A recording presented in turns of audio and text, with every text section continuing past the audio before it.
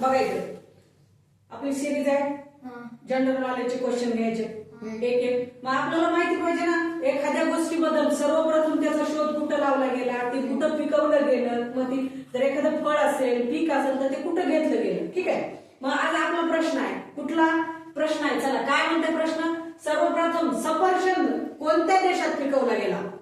सफरचंदाचं जे पीक आहे ते सर्वप्रथम कुठल्या देशात घेतलं गेलं, त्याचे आपण 4 पर्याय दिले. कोणते आहेत बघा. 1 नंबर आहे इजिप्त, 2 आफ्रिका, 3 चीन आणि 4 भारत. मग कोणत्या देशात घेतलं गेलं. हा कोण सांगते. हा तू सांग. चला चल चल. अरे अरे एक जण यायचं.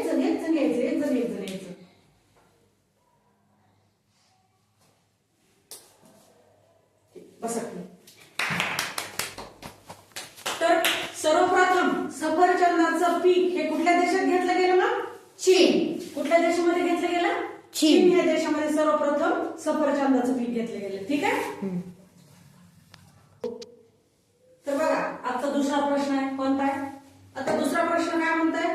भारतामध्ये असं कोणतं राज्य आहे. कुठं. भारतामध्ये असं कोणतं राज्य आहे जिथं आजपर्यंत रेल्वे गेलीच नाही. काय कोण गेलं नाही. रेल्वे. तिथं कुठलाही एकही रेल्वे स्टेशन नाही असं राज्य कोणतं. भारतात राज्य किती आहेत ते तर सांगा. घटक राज्य किती आहेत. 28. केंद्रशासित प्रदेश 8. केंद्रशासित प्रदेश किती 8. घटक राज्य 28. मग असं कोणतं राज्य आहे एवढ्या 36 राज्यांपैकी की जिथं अजून ट्रेन गेलीच नाही. आताच्या 21व्या शतकामध्ये सुद्धा तिथे ट्रेन गेली नाही किंवा तिथे एकही रेल्वे स्टेशन नाही. हा चल तू ये सांग. एका पर्यायाला राईट करून बघा. कोणता. छत्तीसगड. अरे राजा छत्तीसगड मध्ये जाते ना रेल्वे. बस खरी चल. स्नेहा चल. नाही कोण येत आहे. साईराज. हा